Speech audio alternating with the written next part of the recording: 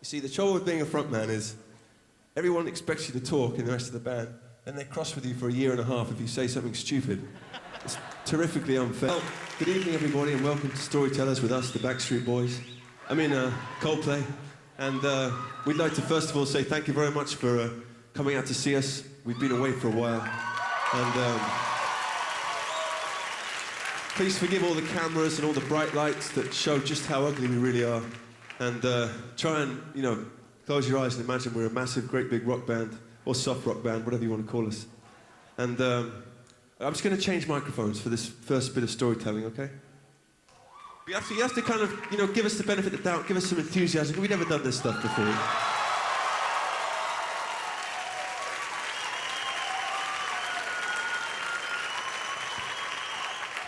Okay, here's a story.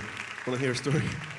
So we've never done Storytellers before, obviously, because we're only 28, or Guy's 27, Will's 26. We haven't really had that much happen in our lives. So I think by the time we're 80, it'll be a better TV show. But anyway, the next song we're going to play is kind of the song that brought us to America. It took us everywhere, really. It's quite strange to owe your entire life to 4.5 minutes of music. But I think we all probably agree that we do. You know, maybe it used to be longer than that, I think. But this song is the song that just came out of the blue, out of nowhere one night in Wales. And originally it was like a Neil Young song, or it sounded like a Neil Young song, but it was missing this key word. And it used to go, look at the stars, look how they shine for you, and all the things you do. And there was this gap. And I remember showing the song to John. He was playing darts. Were you playing darts? And but it was missing this key word. And so I was sitting there singing the song, and I looked at the nearest book to me, and it was the Yellow Pages. So in an alternative universe, this song would be called Playboy, but it isn't. Thank goodness that book was there. This is called Yellow, and that was our first story on VH1 Storytellers.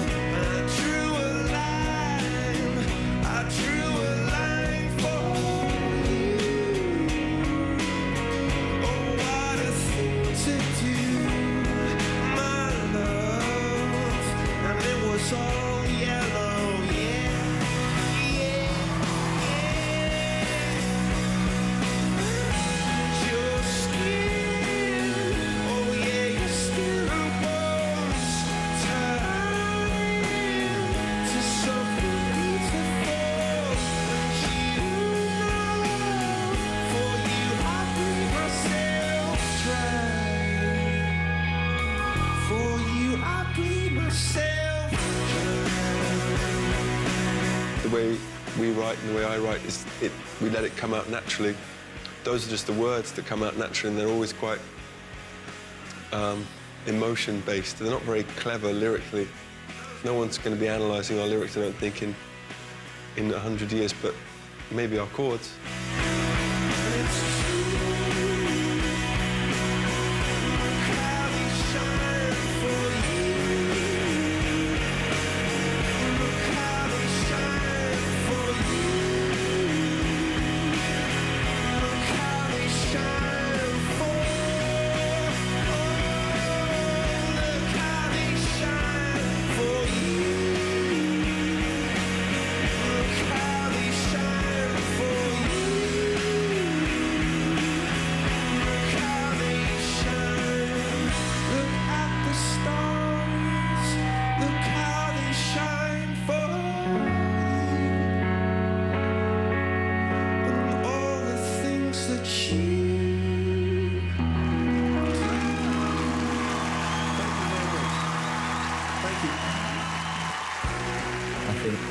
We were fortunate, or maybe it's the entire reason why we got to where we are, is that we were friends before it took off, and we're better friends than we were.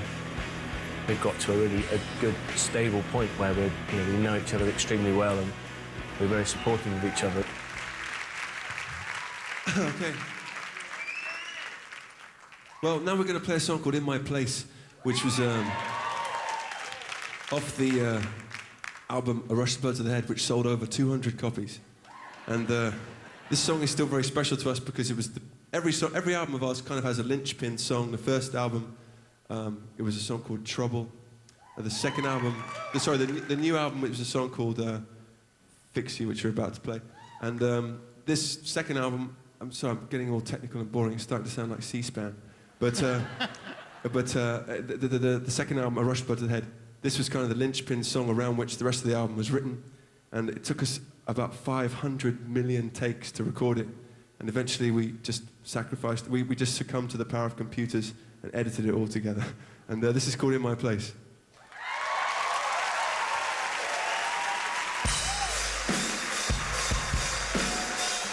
Oh yeah, and it'd be great if you sang the chorus with us, you know.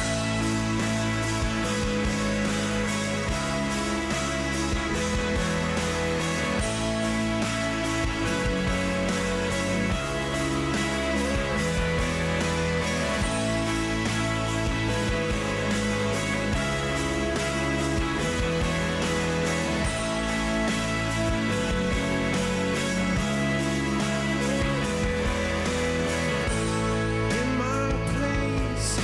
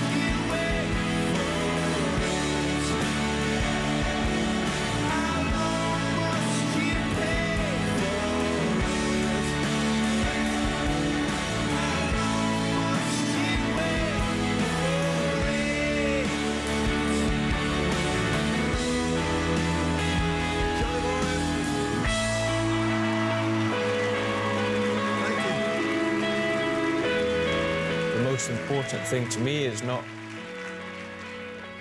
It's not really how other people perceive the band or how they think the band works. The most important thing to me is that we all know what roles we fulfill within the band, and we all know what each other does in the band.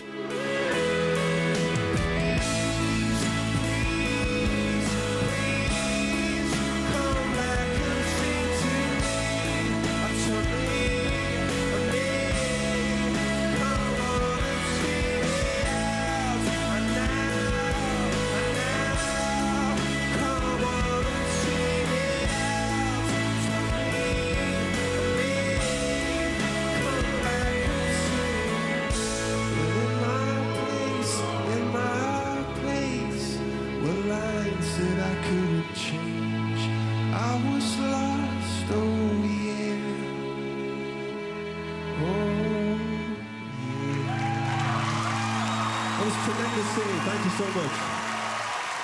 Thank you. What do you guys feel each member contributes to make Coldplay great?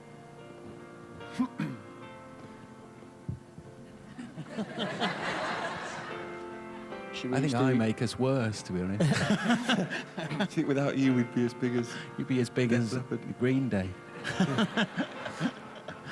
Yeah, so Johnny, nothing. And me, nothing. No, what do we... Well, you know, the thing is, when we get asked that question, what do each of us contribute? We really have no idea. It's like a chemistry we can't really understand, or...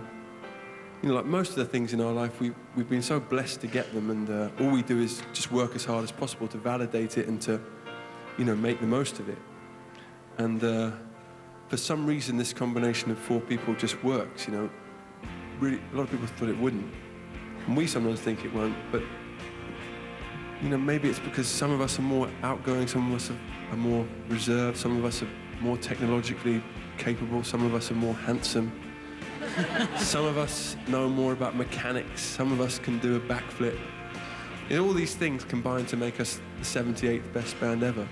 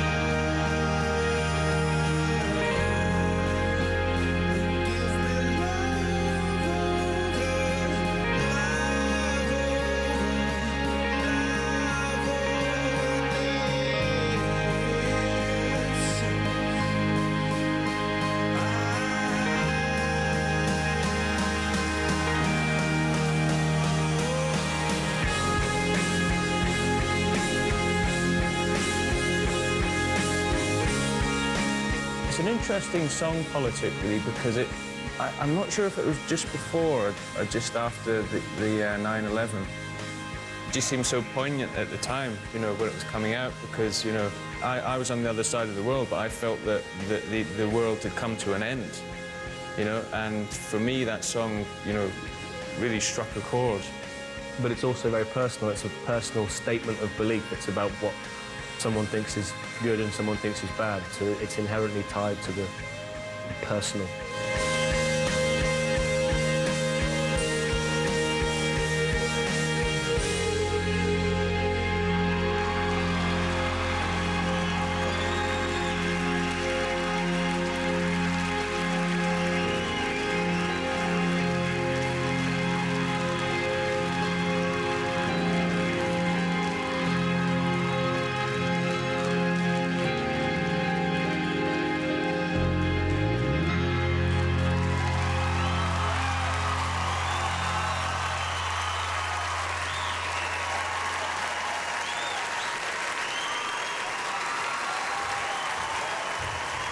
You know, I'm not the best of raconteurs, but I'm better than these other three.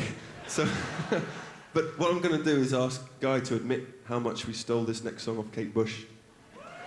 Well, this next song, Speed of Sound, which is our new single at the moment. We were in Chris's house and we were listening to a Kate Bush song called Running Up That Hill. And we were really trying to recreate the drums on that song for this song. And the chords. And the chords. And I believe you were going for the guitar part. And the melody. To complete the picture. It was basically we couldn't cover it well enough. So we ended up with... You know, I think some bands are reluctant to admit that, you know, they take things from other artists and bands that they listen to, and we're shameless in that respect. We don't mind telling.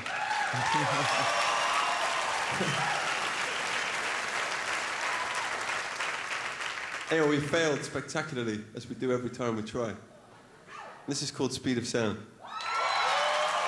And it features Guy on piano, which is a rock and roll first.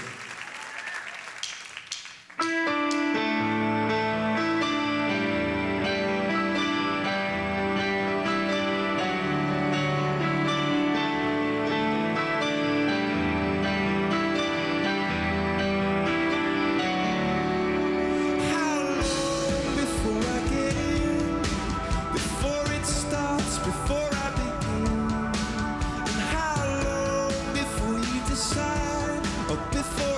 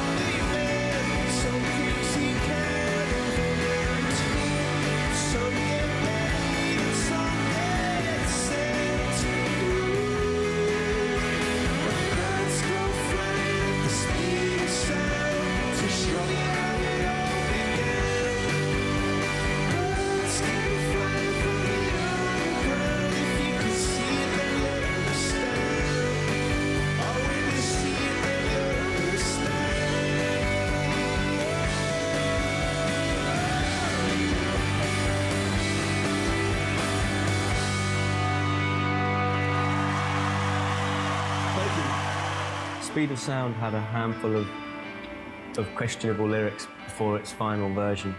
Of all the songs on the record, it has the most kind of imagery and analogy and kind of allegory. Three good words. It's still real enough to feel like a proper emotion, which is what's important to me. Hi, I'm Chris. And I'm Johnny, and we're in the band Coldplay. Go to VH1.com right now to see bonus performances from our storytellers.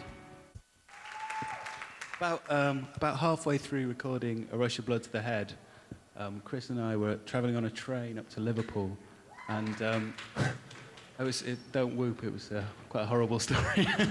we were listening to what we'd recorded so far, and we both sort of looked at each other and... over a sandwich. Yeah, and a nice cup of British Rail coffee.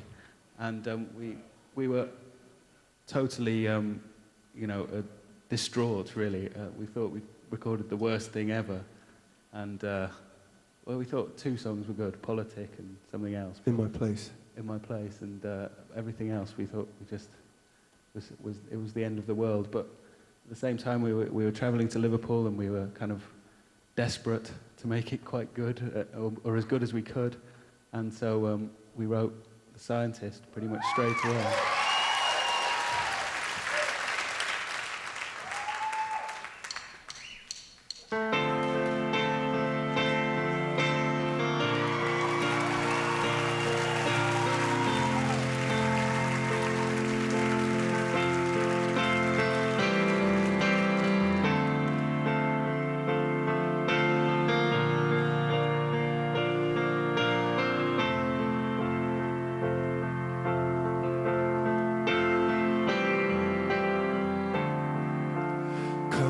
To meet you, to tell you I'm sorry.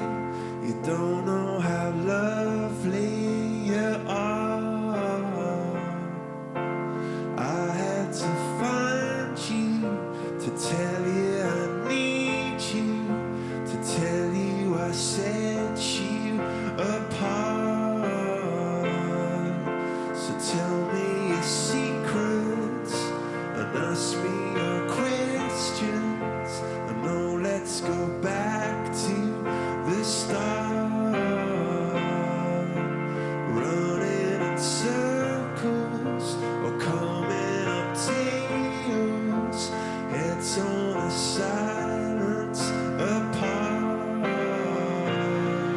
Nobody said it was easy.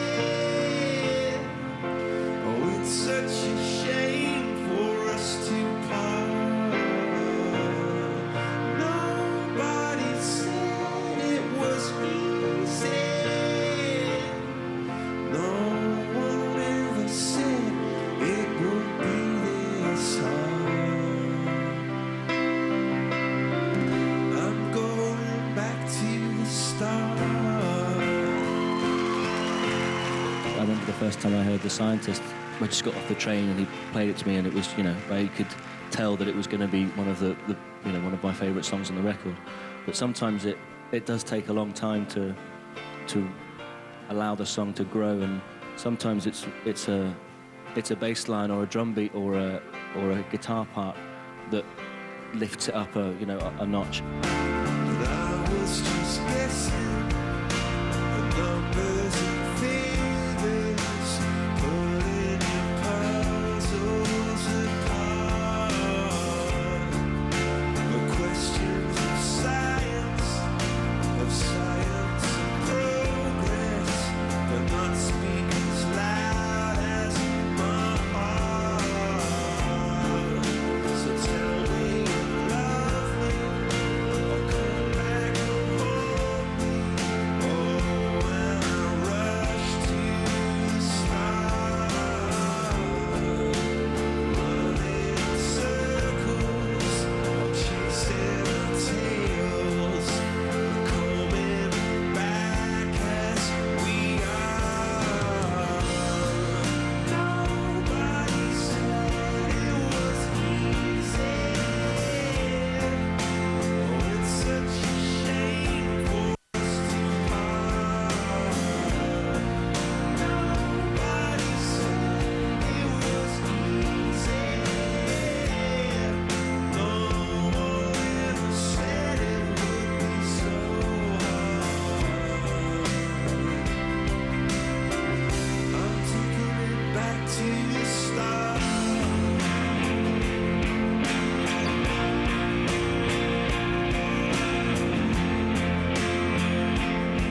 when you're married to someone who's in the public eye, I certainly went through a period of saying, like John said, I'm never going to sing anything personal again. And everything I write is going to be, you know, about science and about, you know, art history or something like that. But it just didn't sound very good. And at the end of the day, people, whether they're film stars or presidents or whatever, they're just humans as well. So Johnny just said to me, don't edit anything. And so, of course, stuff from my personal life is in our songs, as it should be. And I'm very proud of it.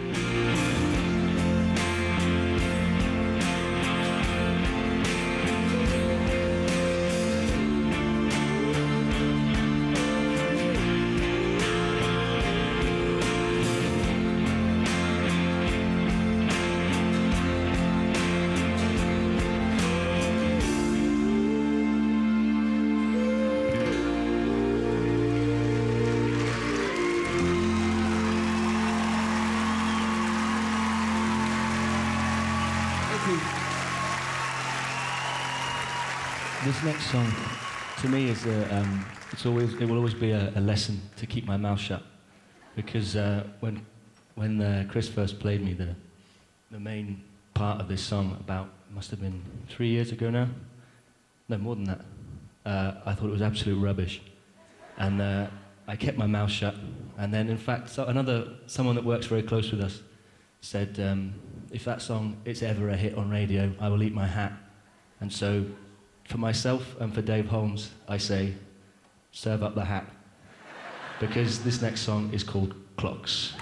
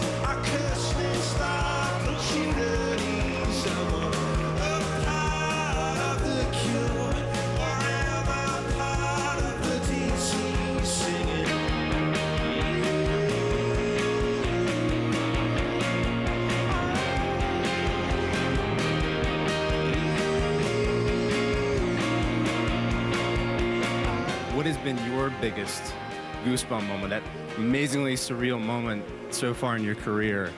You're just like, God, I can't believe this is happening. There was one moment when we played Clocks, and our lighting technician had told us about this laser that he got, and he said that they had to get permission from air traffic control to use it, and it stretches from a needle point to, it goes 25 kilometers, and we said, yeah, we're expecting some little puny little laser to come out. And when Chris struck up the opening riff of Clocks, this enormous, great big laser came out, and it looked like there was a roof on the world. It was the most extraordinary thing. I nearly fell off my stool.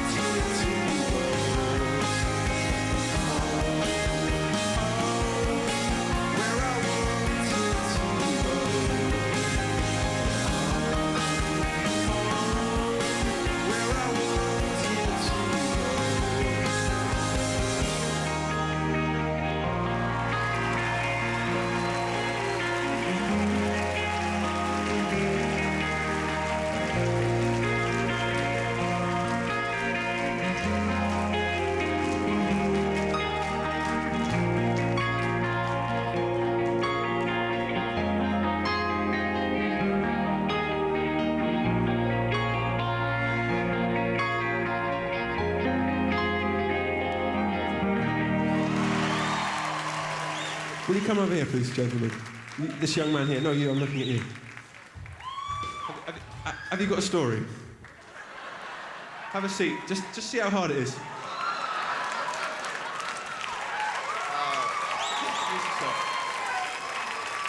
Hi, I'm Craig, and I'm mortified right now.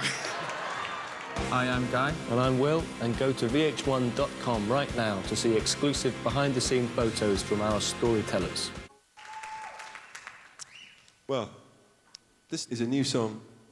Of course, it's always difficult to play new songs for people because they haven't heard them before, and it's a strange environment to hear them. Well, not that strange, it is a concert. But this song is what we were saying about In My Place on the second record. This is kind of the same thing on this record, the central song around which everything was written, and me and John started doing it in Chicago, and it got recorded in about 5 different countries. And then we ended up throwing most of it away and going right back to the beginning, which is kind of what we did on our record anyway. We sort of got rid of all the paraphernalia surrounding a big band, and we went right back to basics, just the 4 of us.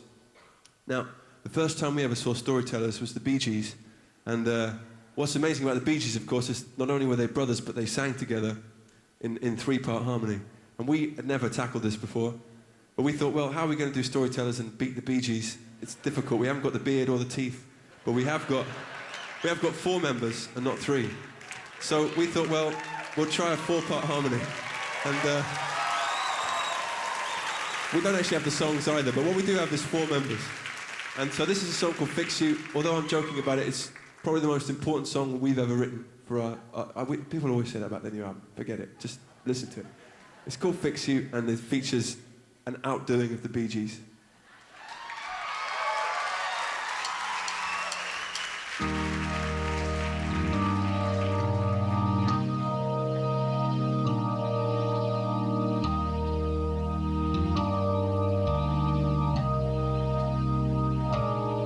When you try your best but you don't succeed,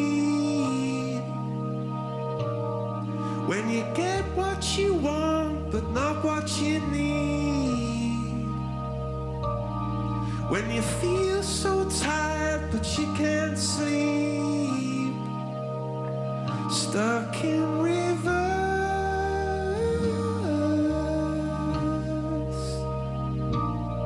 when the tears come streaming down your face, or you lose something you can't replace,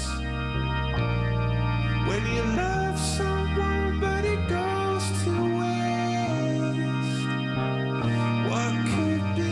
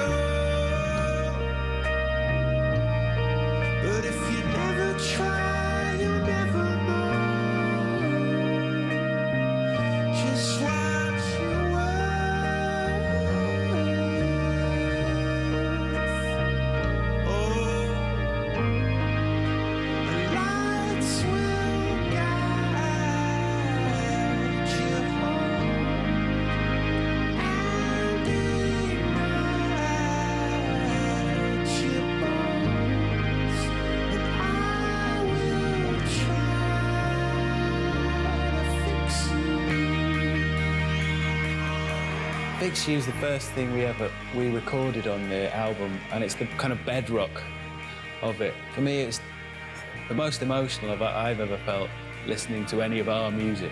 And it's the first time I've been able to really feel moved by it. Do you know what I mean? And then you ruined it with a big guitar sound.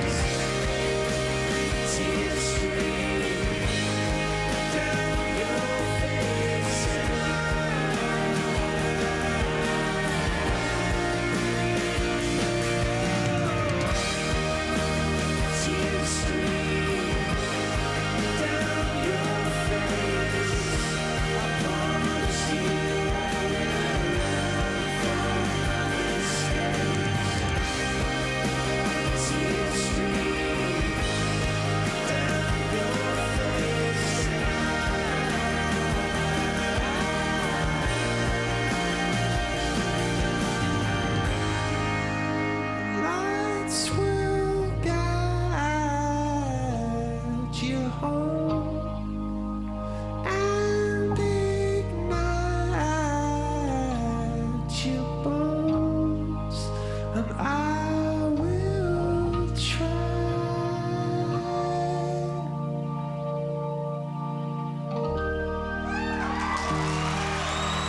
Thank you very much for having us on Storytellers, and thanks for coming to see us in Brooklyn, and thanks for being so friendly to us and so positive. Thanks a lot. See you again.